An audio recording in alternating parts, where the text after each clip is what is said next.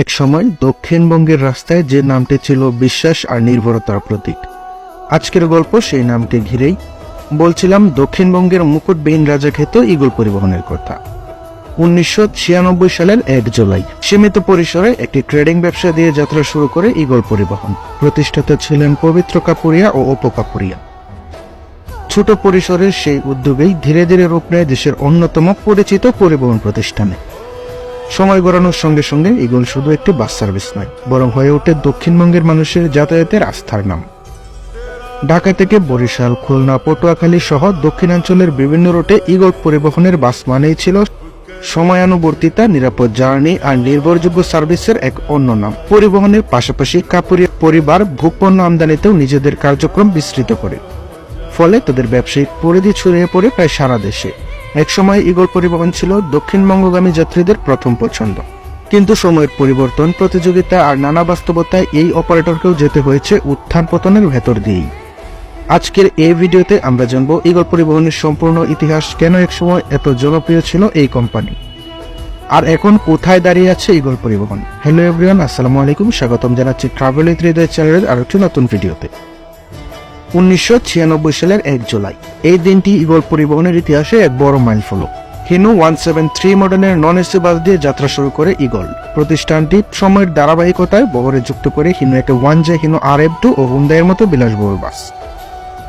প্রতিটি সংযোজনের সঙ্গে সঙ্গে আরও বিস্তৃত হয় ঈগল পরিবহনের পরিধি, আরও শক্ত হয় যাত্রীদের আস্থা। কেন একসময় এত জনপ্রিয় ছিল ঈগল পরিবহন?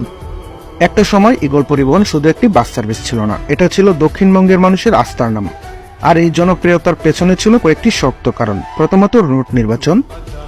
যখন অনেক অপারেটর দক্ষিণাঞ্চলের দূরপাল্লার রুটে যেতে আগ্রহী ছিল না, ঈগল পরিবহন তখন নিয়মিত সার্ভিস চালু করে ঢাকা থেকে বরিশাল, খুলনা, পটুয়াখালী সহ দক্ষিণবঙ্গের গুরুত্বপূর্ণ রুটগুলোতে। ফলে দক্ষিণাঞ্চলের যাত্রীদের কাছে ঈগল হয়ে ওঠে প্রথম পছন্দ। দ্বিতীয়ত, বাসের কোয়ালিটি ও কমফোর্ট। হিনো 173, হিনো একে 1J, হিনো RM2, পরবর্তীতে হুন্ডাই বাস, এই মডেলগুলো সেই সময়ের তুলনায় ছিল আধুনিক, শক্তিশালী ও নির্ভরযোগ্য। আরামদায়ক সিট, বাসের ভিতরে পর্যাপ্ত স্পেস, মসৃণ জার্নি যাত্রীদের বরাবরই ঈগলের দিকেই ফিরিয়ে আনত। তৃতীয়ত, টাইম মেনটেন ও নিয়মিত সার্ভিস। ঈগল পরিবহন পরিচিত ছিল তাদের নির্ধারিত সময় মেনে চলার জন্য। বাস ছাড়তো সময় মতো, পৌঁছাতো তুলনামূলক দ্রুত ও নিরাপদে, যা তখনকার দিনে খুব সহজ ছিল না, কেননা তখনকার রাস্তাঘাট এত উন্নত ছিল না। চতুর্থত, স্টাফদের আচরণ ও সার্ভিস। কাউন্টার থেকে শুরু করে ড্রাইভার, সুপারভাইজার সবার মধ্যে ছিল পেশাদারিত্ব ও যাত্রীদের প্রতি সম্মান। এই ব্যবহারের কারণেই ঈগল পরিবহন যাত্রীদের মনে আলাদা জায়গা করে নেয়। সবশেষে, ব্র্যান্ড ইমেজ ও বিশ্বাস। একবার ঈগল পরিবহনে ভ্রমণ করা মানেই যাত্রীদের কাছে ভবিষ্যতে সব ভ্রমণের জন্য ঈগলকে বেছে নেওয়া। এই বিশ্বাসই ছিল ঈগল পরিবহনকে একসময় দক্ষিণবঙ্গের অন্যতম জনপ্রিয় ও প্রভাবশালী বাস কোম্পানিতে পরিণত করার পিছনে একটি বড় কারণ। এবার কথা বলা যাক তাদের পতনের শুরু নিয়ে, যে সিদ্ধান্ত বদলে দিয়েছিল সবকিছু। সময়টা ছিল প্রায় 1 থেকে 1.5 দশক আগে। পরিবহন ব্যবসার বাইরে গিয়ে ভোগপণ্যের বাজারে বড় পরিসরে বিনিয়োগ করে কাপুরিয়া পরিবার। বিশেষ করে তারা মসুর ডালের একটি বিশাল চালান আমদানি করেন, যা একসময় তাদের জন্য হয়ে দাঁড়ায় সবচেয়ে বড় আর্থিক ঝুঁকি। কিন্তু পরিস্থিতি তাদের অনুকূলে ছিল না। বাজার দর, সরবরাহ ব্যবস্থা জটিলতা আর আর্থিক ব্যবস্থাপনার চাপ সব মিলিয়ে সেই ডালের ব্যবসায় ঘটে ভয়াবহ লোকসান। এই একটি সিদ্ধান্তই ধীরে ধীরে ডুবিয়ে দেয় দক্ষিণ পশ্চিমাঞ্চলের এই পরিচিত ব্যবসায়ী পরিবারকে। পরিণতিতে কাপুরিয়া পরিবারের উপর জমে ওঠে ব্যাংক ঋণের পাহাড়। 4টি ব্যাংকের কাছে তাদের মোট ঋণের পরিমাণ গিয়ে দাঁড়ায় প্রায় 100 কোটি টাকার কাছাকাছি। এই ঋণের চাপ সরাসরি প্রভাব পেলে তাদের মূল ব্যবসা ঈগল পরিবহনও।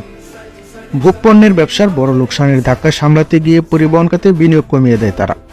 নিয়মিত মেইনটেনেন্স বন্ধ হতে থাকে, নতুন বাস সংযোজন তো দূরের কথা, বিদ্যমান বাসগুলোকেও ঠিকমতো রাস্তায় নামানো কঠিন হয়ে পড়ে।